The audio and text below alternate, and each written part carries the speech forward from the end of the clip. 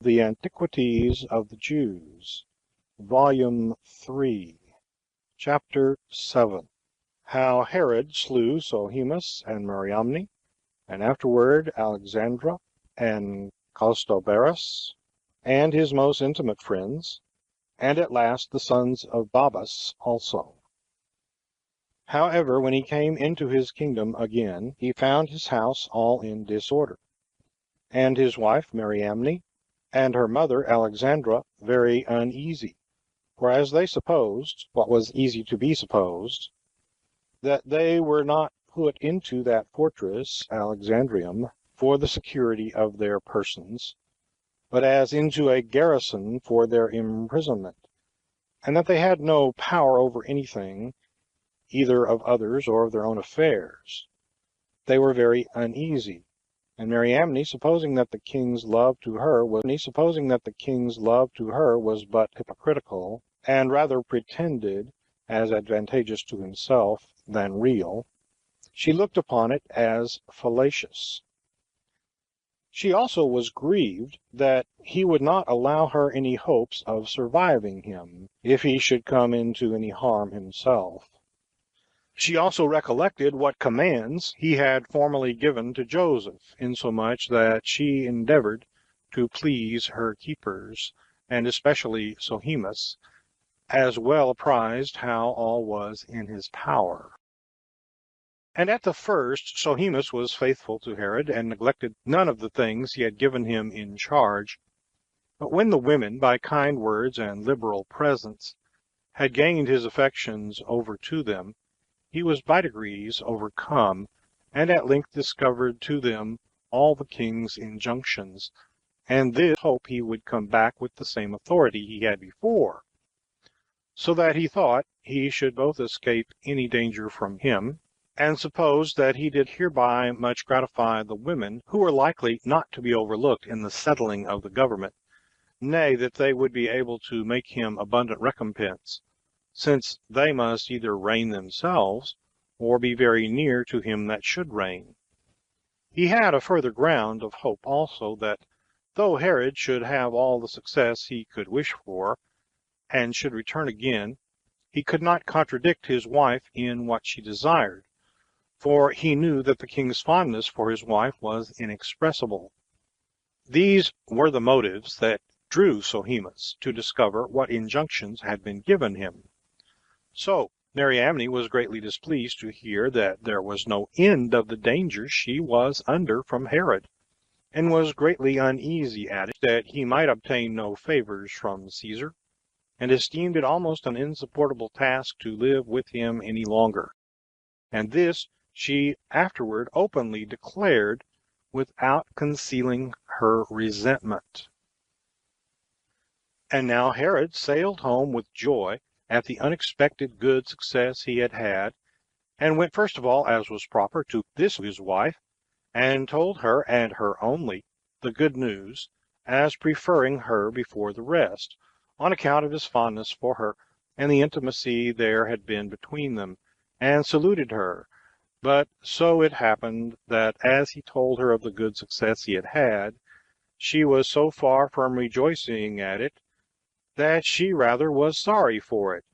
nor was she able to conceal her resentments, but depending on her dignity and the nobility of her birth, in return for his salutations, she gave a groan, and declared evidently that she rather grieved than rejoiced at his success, and this till Herod was disturbed at her, as affording him not only marks of her suspicion, but evident signs of her dissatisfaction. This much troubled him, to see that this surprising hatred of his wife to him was not concealed, but open, and he took this so ill, and yet was so unable to bear it, on account of the fondness he had for her, that he could not continue long in any one mind, but sometimes was angry at her, and sometimes reconciled himself to her, but by always changing one passion for another, he was still in great uncertainty, and thus was he entangled between hatred and love, and was frequently disposed to inflict punishment on her for her insolence towards him. But being deeply in love with her in his soul, he was not able to get quit of this woman. In short, as he would gladly have her punished, so was he afraid lest, ere he were aware, he should, by putting her to death, bring a heavier punishment upon himself at the same time. When Herod's sister and mother perceived that he was in this temper with regard to Mariamne, they thought they had now got an excellent opportunity to exercise their hatred against her, and provoked Herod to wrath by telling him such long stories and calumnies about her as might at once excite his hatred and his jealousy. Now, though he willingly enough heard their words, yet had not he courage enough to do anything to her as if he believed them. But still he became worse and worse disposed to her, and these ill passions were more and more inflamed on both sides, while she did not hide her disposition towards him, and he turned his love to her into wrath against her. But when he was just going to put this matter past all remedy, he heard the news that Caesar was the victor in the war, and that Antony and Cleopatra were both dead, and that he had conquered Egypt. Whereupon he made haste to go to meet Caesar, and left the affairs of his family in their present state. However, Mariamne recommended Sohemus to him,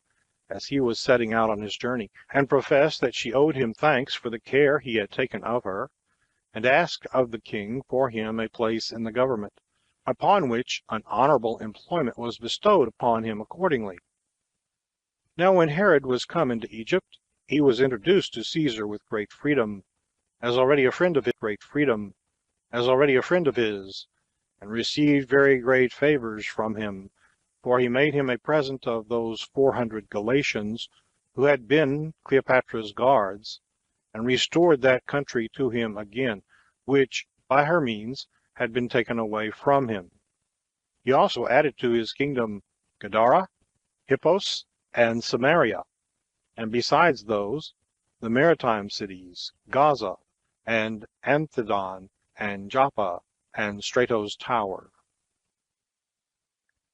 Upon these new acquisitions, he grew more magnificent,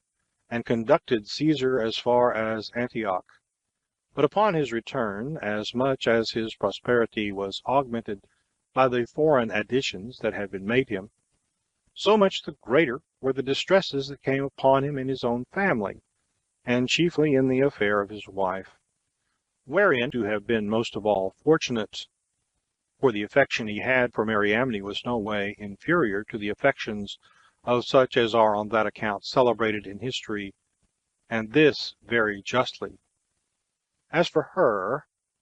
she was in other respects a chaste woman, and faithful to him. Yet had she somewhat of a woman rough by nature, and treated her husband imperiously enough, because she saw he was so fond of her as to be enslaved to her. She did not also consider seasonably with herself that she lived under a monarchy, and that she was at another's disposal, and accordingly would behave herself after a saucy manner to him, which yet he usually put off in a jesting way, and bore with moderation and good temper. She would also expose his mother and his sister openly, on account of the meanness of their birth, and would speak unkindly of them, insomuch that there was before this a disagreement and unpardonable hatred among the women,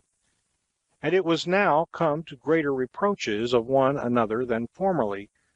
which suspicions increased,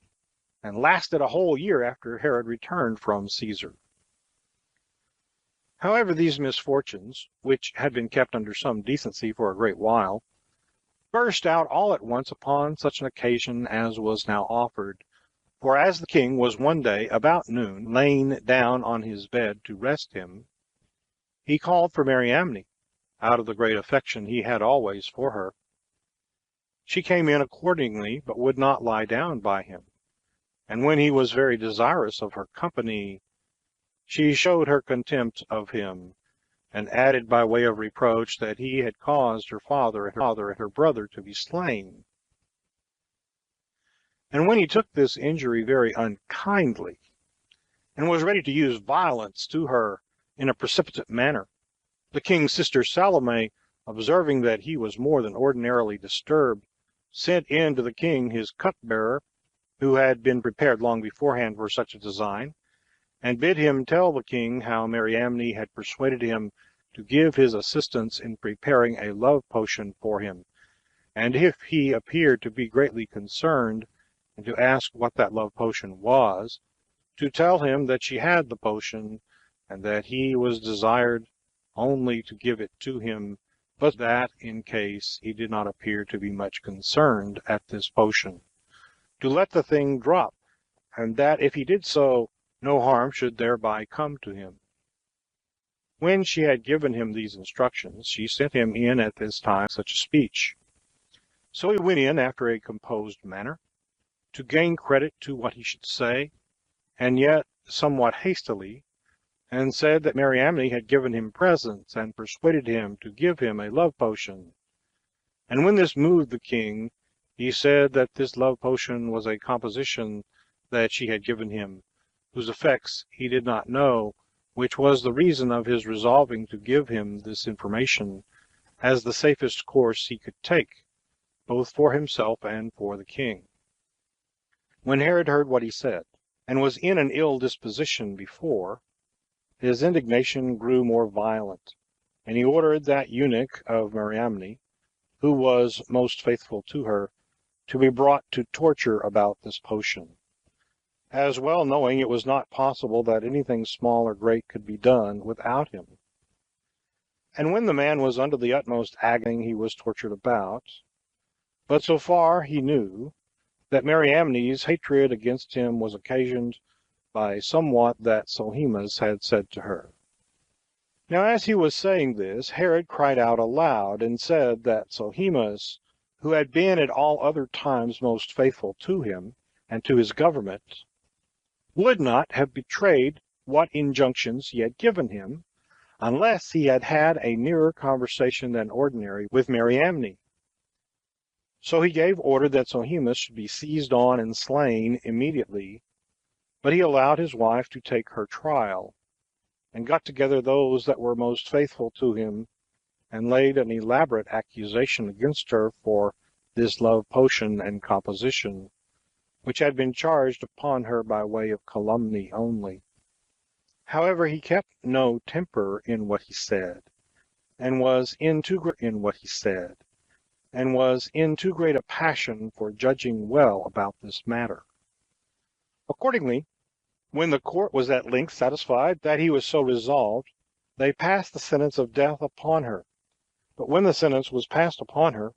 this temper was suggested by himself and by some others of the court, that she should not be thus hastily put to death, but be laid in prison in one of the fortresses belonging to the kingdom. But Salome and her party labored hard to have the woman put to death, and they prevailed with the king to do so, and advised this out of caution, lest the multitude should be tumultuous if she were suffered to live. And thus was Mariamne led to execution. When Alexandra observed how things went, and that there were small hope should escape the like treatment from Herod, she changed her behavior to quite the reverse of what might have been expected from her former boldness, and this after a very indecent manner. For out of her desire to show how entirely ignorant she was of the crimes laid against Mariamne, she leaped out of her place, and reproached her daughter in the hearing of all the people, and cried out that she had been an ill woman and ungrateful to her husband, and that her punishment came justly upon her for such her insolent behavior, for that she had not made proper returns to him who had been their common benefactor. And when she had for some time acted after this hypocritical manner, and been so outrageous as to tear her hair, this indecent and dissembling behavior, as was to be expected, was greatly condemned by the rest of the spectators, as it was principally by the was to suffer, for at the first she gave her not a word, nor was discomposed at her peevishness, and only looked at her. Yet did she out of a greatness of soul discover her concern for her mother's offense, and especially for her exposing herself in a manner so unbecoming her. But as for herself, she went to her death with an unshaken firmness of mind, and without changing the color of her face, and thereby evidently discovered the nobility of her descent to the spectators, even in the last moments of her life. And thus died Mariamne, a woman of an excellent character,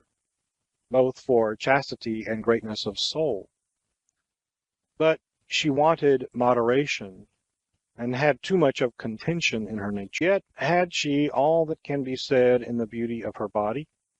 and her majestic appearance in conversation. And thence arose the greatest part of the occasions why she did not prove so agreeable to the king, nor live so pleasantly with him, as she might otherwise have done. For while she was most indulgently used by the king, out of his fondness for her, and did not expect that he could do any hard thing to her, she took too unbounded a liberty. Moreover, that which most afflicted her was what he had done to her relations, and she ventured to speak of all they had suffered by him, and at last greatly provoked both the king's mother and sister, till they became enemies to her, and even he himself also did the same, on whom alone she depended for her expectations of escaping the last of punishments. But when she was once dead, the king's affections for her were kindled in a more outrageous manner than before, whose old passion for her we have already described, for his love to her was not of a calm nature, nor such as we usually meet with among other husbands, for at its commencement it was of an enthusiastic kind, nor was it, by their long cohabitation and free conversation together, brought under his power to manage, but at this time his love to Mariamne seemed to seize him in such a peculiar manner,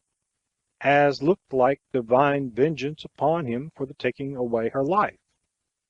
For he would frequently call for her, and frequently lament for her in a most. He bethought him of everything he could make use of to divert his mind from thinking of her, and contrived feasts and assemblies for that purpose. But nothing would suffice. He therefore laid aside the administration of public affairs, and was so far conquered by his passion, that he would order his servants to call for Mariamne, as if she were alive, and could still hear them. And when he was in this way, there arose a pestilential disease, and carried off the greatest part of the multitude, and of his best and most esteemed friends, and made all men suspect that this was brought upon them by the anger of God, for the injustice that had been done to Mariamne. This circumstance affected the king still more, till at length he forced himself to go into desert places, and there under pretense of going a-hunting. This circumstance affected the king still more, till at length he forced himself to go into desert places, and there under pretense of going a-hunting, bitterly afflicted himself. Yet had he not borne his grief there many days, before he fell into a most dangerous distemper himself. He had an inflammation upon him, and a pain in the hinder part of his head, joined with madness, and for the remedies that were used, they did him no good at all, but proved contrary to his case, and so at length brought him to despair. All the physicians also that were about him, partly because the medicines they brought for his recovery could not at all conquer the disease, and partly because his diet could be no other than what his disease inclined him to, desired him to eat whatever he had a mind to, the power of that diet, and committed him to fortune. And thus did his distemper go on while he was at Samaria, now called Sebaste. Now Alexandra abode at this time at Jerusalem, and being informed what condition Herod was in, she endeavored to get possession of the fortified places that were about the city, which were two, the one belonging to the city itself, the other belonging to the temple, and those that could get them into their hands had the whole nation under their power, for without the command of them it was not possible to offer their sacrifices. And to think of leaving on those sacrifices is to every Jew plainly impossible, who were still more ready to lose their lives than to leave off that divine worship which they have been wont to pay unto God. Alexandra therefore discoursed that it was proper for them to deliver the same to her, and to Herod's sons, lest upon his death any other person should seize upon the government, and that upon his recovery none could keep them more safely for him than those of his own family. These words were not by them at all taken in good part, and as they had been in former times faithful to Herod, they resolved to continue so more than ever, both because they hated Alexandra, and because they thought it a sort of impiety to despair of Herod's recovery while he was yet alive, for they had been his old friends, and one of them, whose name was Achaebus, was his cousin german. They sent messengers, therefore, to acquaint him with Alexandra's design. So he made no longer delay, but gave orders to have her slain. Yet was it still with difficulty, and after he had endured great pain, that he got clear of his distemper. He was still sorely afflicted, both in mind and body, and made very uneasy, and readier than ever upon all occasions to inflict punishment upon those that fell under his hand. He also slew the most intimate of his friends, Costobarus, and Lysimachus, and Cadius, who was also called Antipater, as also Josephus, and that upon the following occasion. Costobarus was an Idumean by birth, and one of principal dignity among them, and one whose ancestors had been priests to the Cos, whom the Idumeans had formerly esteemed as a god. But after Hyrcanus had made a change in their political government, and made them receive the Jewish customs and law, Herod made Costobarus governor of Idumea and Gaza, and gave him his sister Salome to wife. And this was upon the slaughter of his uncle Joseph, who had that government before, as we have related already. When Costobarus had gotten to be so highly advanced, it pleased him, and was more than he hoped for, and he was more and more puffed up by his good success, and in a little while he exceeded all bounds, and did not think fit to obey what Herod as their ruler commanded him, or that the Idumeans should make use of the Jewish customs, or be subject to them. He therefore sent to Cleopatra, and informed her that the Idumeans had been always under his progenitors, and that for the same reasons it was but just that she should desire that country for him of Antony, for that he was ready to transfer his friendship to her, and this he did, not because he was better pleased to be under Cleopatra's government, but because he thought that, upon the diminution of Herod's power,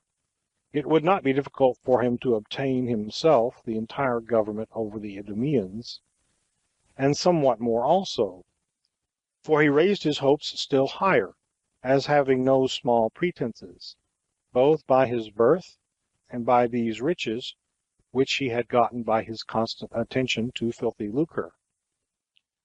And accordingly it was not a small matter that he aimed at. So Cleopatra desired this country of Antony, but failed of her purpose,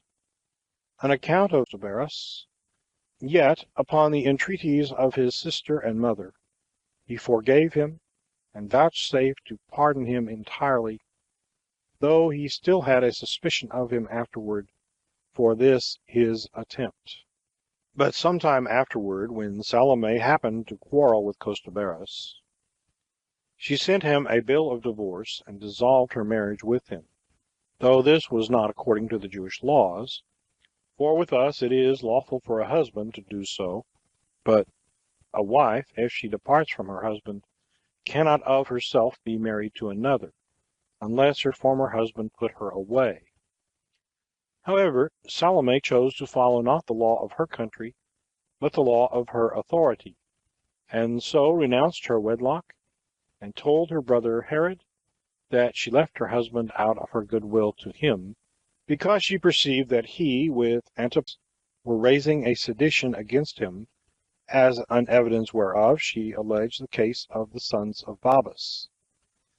that they had been by him preserved alive already for the interval of 12 years, which proved to be true. But when Herod thus unexpectedly heard of it, he was greatly surprised at it, and was the more surprised because the relation appeared incredible to him. As for the fact relating to the sons of Babas, Herod had formerly taken great pains to bring them to punishment, as being enemies to his government, but they were now forgotten by him, on account of the length of time since he had ordered them to be slain. Now the cause of his ill will and hatred to them arose hence, that while Antigonus was king, Herod, with his army, besieged the city of Jerusalem, where the distress and miseries which the besieged endured were so pressing, that the greater number of them invited Herod into the city, and already placed their hopes on him. Now the sons of Babas were of great dignity, and had power among the people, and were faithful to Antigonus, and were always raising calumnies against Herod, and encouraged the people to preserve the government to that royal family which held it by inheritance. So these men acted thus politically, and as they thought, for their own advantage. But when the city was taken, and Herod had gotten the government into his hands, and Costobarus was appointed to hinder men from passing out at the gates, and to guard the city, that those citizens that were guilty, and of the party opposite to the king, might not get out of it, Costobarus, being sensible, were had in respect and honor by the whole multitude, and supposing that their preservation might be of great advantage to him in the changes of government afterward, he set them by themselves, and concealed them in his own farms. And when the thing was suspected, he assured Herod upon oath that he really knew nothing of that matter, and so overcame the suspicions that lay upon him. Nay, after that, when the king had publicly proposed a reward for the discovery, and had put in practice all sorts of methods for searching out this matter, he would not confess it, but being persuaded that when he had at first denied it, if the men were found, he should not escape unpunished, he was forced to keep them secret, not only out of his good will to them, but out of a necessary regard to his own preservation also. But when the king knew the thing, by his sister's information, he sent men to the places where he had the intimation they were concealed, and ordered both them and those that were accused as guilty with them to be slain, insomuch that there were now none at all left of the kindred of Hyrcanus, and the kingdom was entirely in Herod's own power, and there was nobody remaining of such dignity as could put a stop to what he did against the Jewish laws.